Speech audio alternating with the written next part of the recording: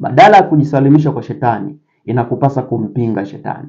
Badala ya kutetemeka na kuhofu mbele za shetani, inakupasa kumkemea shetani. Shetani ni kama mbwa anayezunguka akibweka, akitamani kumuona mtu atakayekimbia ili aweze kumkimbiza.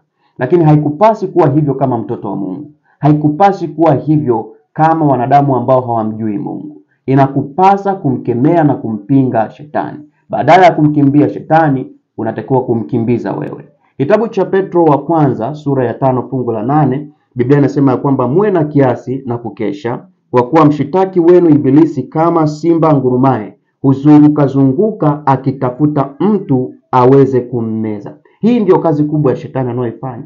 Kila siku na kila mwezi na kila mwaka, kila dakika anazunguka akitafuta mtu aweze kummeza. Katika upande wa afya, katika upande wa uchumi, katika upande wa maendeleo ya mwanadamu katika familia yake, lazima shetani atakuja kuleta vitisho. Ananguruma ili aweze kukumeza mahali popote pale. Lengo ni kukupata wewe. Anapogusa uchumi wako, lengo ni kukuharibu wewe. Anapogusa afya yako, lengo ni kukugusa wewe. Anatamani aweze kukuharibu wewe.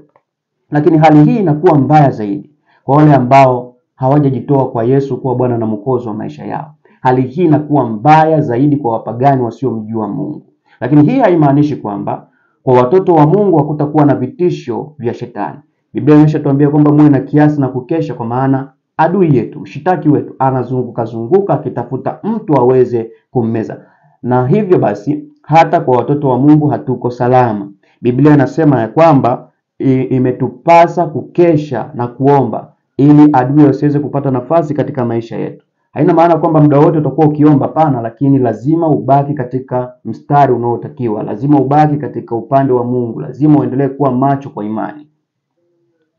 Ukisoma fungu linalofuata kwenye kitabu cha Petro wa kwanza sura ya 5 fungu la 9, mara baada tu ya kuonyeshwa kwamba kuna adui anayezunguka akiwatishia wanadamu kuwameza, akitamani kuwameza wanadamu, Mungu anatupatia suluhisho namna ya kuweza kushughulika na huyu adui. Nanyi mpingeni huyo mkiwa thabiti katika imani.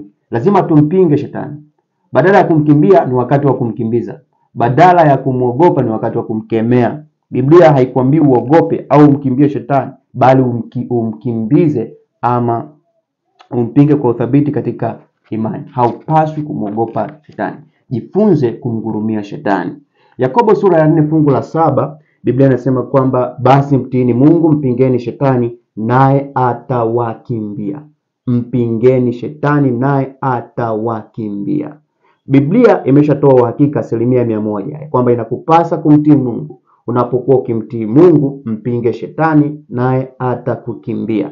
Sasa unamtii Mungu kwa namna gani? Wengi wanaweza wakazani kwamba labda ni mpaka uwe mkamilifu, uwe hauna dosari yoyote katika maisha yako, uwe kama mtu mtakatifu hapa duniani.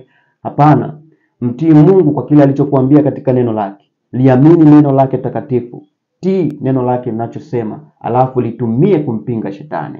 Anasema naye atawakimbia. Ni 100%. Ni uhakika usiokuwa na mashaka kabisa. Anasema utakapompinga kwa namna hii, shetani atakukimbia. Mkimbize, mpinge kwenye afya, mpinge kwenye uchumi, mpinge kwenye familia, mpinge kwenye elimu, kwenye kona yoyote ya maisha yako. Umepewa kazi ya kumpinga shetani. Hapaswi kukaa hapo. Hapaswi kuendelea kukunyanyasa. Hapaswi kuendelea kukufanya kuwa mnyonge na dhaifu. Mpinge shetani.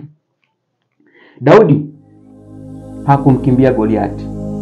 Daudi alimngurumia Goliati. Daudi alimuua Goliati kabla ya kumtupia jiwe. Jifunze kumuua adui yako kwa maneno. Jifunze kushinda vita bila kupigana. Jifunze kumuua adui yako kwa maneno ya kinywa chako.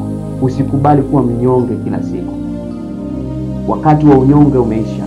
Wakati wa kunyanyaswa umeisha. Jifunze kumgurumia adui yako. Jifunze kuwa hodari katika Bwana na katika uwezo wa nguvu zake. Mungu ameahidi ya kwamba utakapompinga shetani, ni hakika 100% atakukimbia. Mungu akusaidie sana. Ndugu mpenzi msikilizaji na mtazamaji wa channel hii ya Neno Lenye Nguvu. Channel hii ni channel inayokuwa. Nikitamani kama haujaweza kusubscribe na kama haujaweza kushare ujumbe huu na kushare channel hii kwa watu wengine, uweze kushiriki nao ili waweze kubarikiwa na masomo haya ambayo yatagusa maisha yetu ya kiroho na kutuandaa kwa ajili ya ufalme wa milele.